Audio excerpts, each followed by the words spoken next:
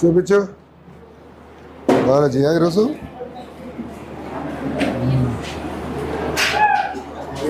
protoplasm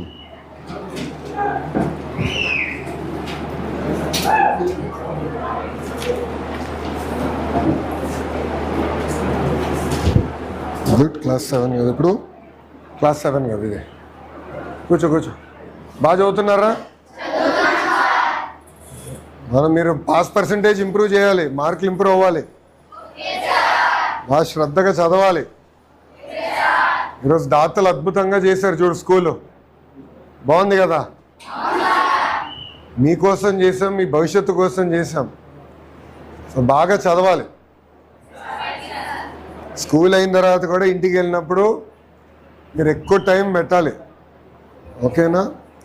ఇప్పుడు technology బాగానే వాడుతున్నారా బోర్డు అనుకొస్తుందా బాగున్నారా తల్లి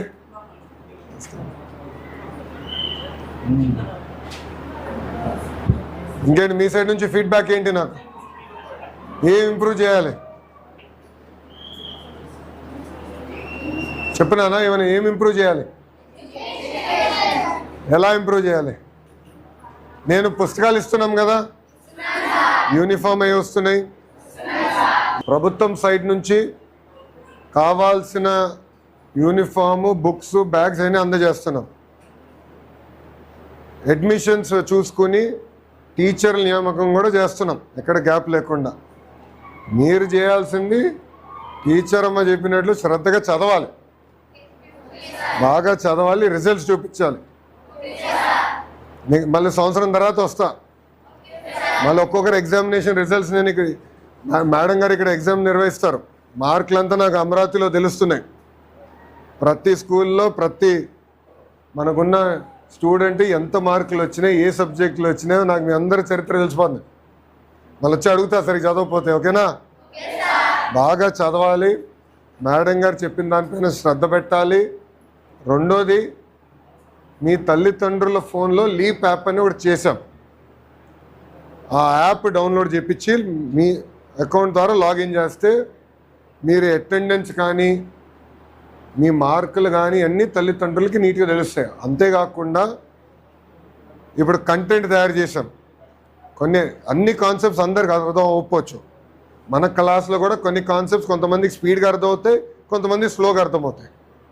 కాన్సెప్ట్స్ అర్థం కాని వాళ్ళకి వీడియోస్ తయారు చేసాం సో దట్ మీరు ఇంటికి వెళ్ళిన తర్వాత యాప్ ద్వారా వీడియోస్ చూస్తే ఓహో ఈ కాన్సెప్ట్ నాకు ఈరోజు అర్థం అవ్వలేదు క్లాస్లో రిఫ్రెషింగ్ కింద ఇంటికి వెళ్ళిన తర్వాత ఆ వీడియో చూస్తే మీకు అర్థం అవుతుంది శ్రద్ధ పెడతారు కదా బాగా చదవాలి ఓకేనా మీకు మార్కులు సరిగా రాకపోతే నా మార్కులు తీసేస్తారు నా ముఖ్యమంత్రి గారు బాగా చదవాలి మేడం గారు చెప్పింది శ్రద్ధగా వినాలి ఏ డౌట్ ఉన్నా కూడా చేయెత్తి మేడం గారిని అడగండి డౌట్ ఈజ్ అ డౌట్ ఉంటే క్లారిఫికేషన్ తీసుకోవాలి కదరా సో చేయెత్తి మేడం గారిని అడగండి అమ్మ నాకు ఇది అర్థం లేదు మళ్ళీ ఒకటి కాదు 2 కాదు 3 సార్లు చెప్పించుకో ఏం పర్వాలేదు అది గుర్తుపెట్టుకోండి తల్లిదండ్రుల